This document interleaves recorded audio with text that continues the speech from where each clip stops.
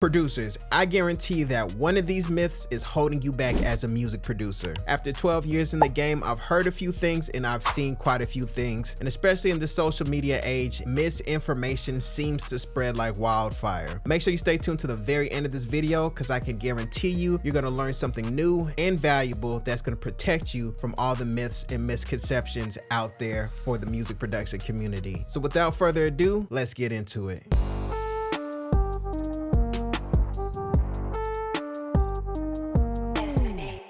Myth number one is that producers are not songwriters. Producers, you are in fact a songwriter. Whenever you're composing your beats and creating your melodies and programming everything in FL Studio or Ableton and everything like that, that is considered songwriting. So think of it kind of like whenever you see sheet music, and you look at orchestras and bands and you see that sheet music in front of people, that is considered writing. And that's what you're doing whenever you're composing and making your beats. So when it comes time to do splits and we're talking about the composition side of things, we have 50% that's gonna go to the recording artist and the other 50% which is going to go to you as the music producer, the composer, aka the songwriter. So myth number two is that producers should get less of the royalties since the recording artist is paying for the marketing of the song. This is just another form of manipulation that I've been seeing on social media. You don't get less royalties just because the recording artist is paying for the marketing. That's their job to market their song. That's the product that they're selling, and just because they're paying for marketing, that doesn't mean that you should get less royalties because of that. That's just another way for people to squeeze you out of what's rightfully yours. It's not your responsibility as the music producer to help market the song. You're not a music marketer. You don't have a music marketing company.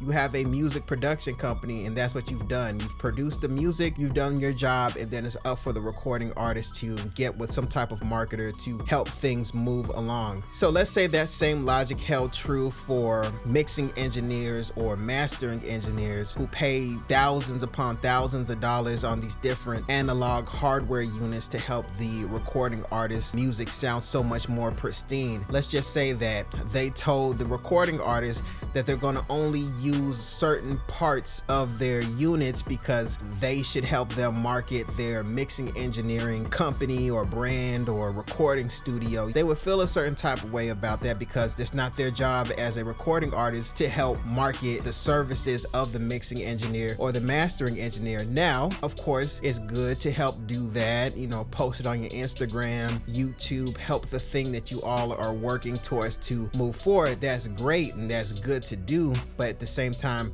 that doesn't entitle you less of the royalties due to the fact that you're not, you know, doing any marketing. That's just, once again, another way for people to kind of put a smoke screen in your face, guilt trip you into giving up a piece of your publishing that is rightfully yours. Myth number three, you're not a real producer if you use loops.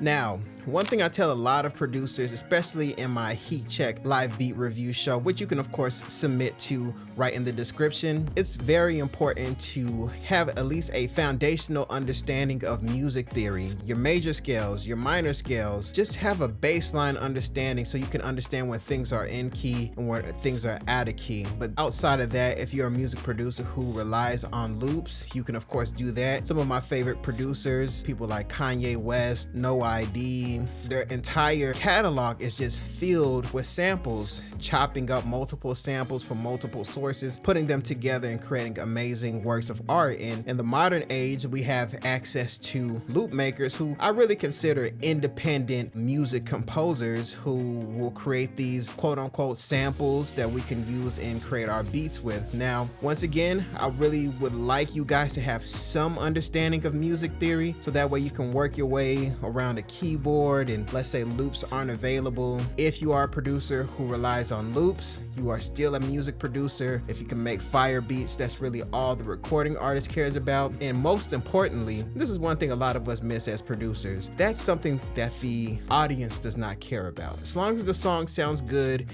they like how it feels, they like how it sounds, they like the emotions it evokes, they really don't care that you got those loops from Splice or Discord or DesmondAsounds.com. You can get some loops there. But outside of that, they really don't care. They just care how the music makes them feel. All right, myth number 4, good beats sell themselves.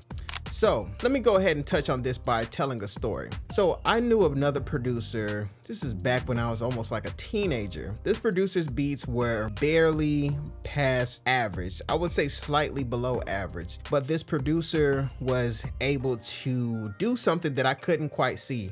I always wondered why he was able to get so much more work than me when my beats just flat out sounded better. And the reason is because that producer knew how to record artists. He had a space for them to come into and just be creative and write and then record songs. Then he was able to make beats on the spot. Even though the beats didn't sound really that good at all, they were pretty much okay, but they were able to make songs that were catchy for the time, songs that the recording artist could actually go out and perform. And you know, this is something that the recording artist values. So just because you have good beats doesn't necessarily mean that the beat is gonna sell by itself. You know, there are producers out there with super crazy beats, super fire beats. The bottom line is, just because you have good beats doesn't necessarily mean that you're gonna be able to sell those beats. You know, how's your customer service skills? How's your communication skills? What added value do you provide to the recording artist? Like in my previous story, that they value so much more than just the beat itself. And I of course learned how to record artists, and that made the process of selling beats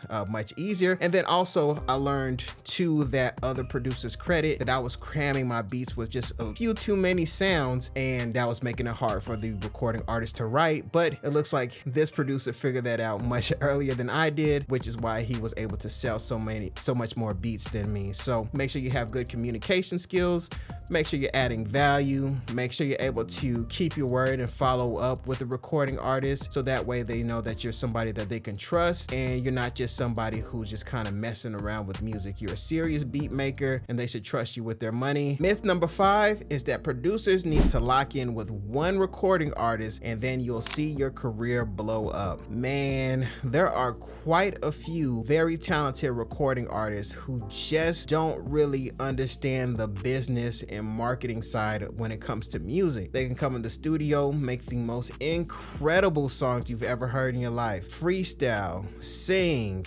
do ad-libs, create hooks, but when it comes time to marketing and promotion, that's just a part of the puzzle they just don't quite understand. And I've noticed that with very skilled, talented artists, they tend to lack, at least in my observation, fairly consistently, that marketing, that business, and that promotional side. So just because you're in the studio, you're working on these incredible songs, you're posting them on your Instagram, your TikTok, everything like that, doesn't necessarily mean that you're gonna blow up with that one recording artist. Of course, if you do find a recording artist who has the skill set of making music and also the business and promotional side, you know, you're more than likely going to be in good hands. But it's always good to diversify, you know, still have your beat store online, still network with other recording artists, network with other producers, engineers. If somebody says that, you know, they have this other artist that you could work well with, you know, balance, manage your time, and still make space for multiple artists, because you never know who might be the one to actually take off. So I hope you enjoyed this video. If you did, make sure you hit like and subscribe. My name is Desmond A, and I'll be back with more great videos. Peace. Wait, before you go, make sure you go to DesmondASounds.com, where you can get free FL Studio Patcher plugins, free loops, free guides, everything you need to level up your music production. Once again, go to DesmondASounds.com or click the link in the description. Go there now and totally transform your music production.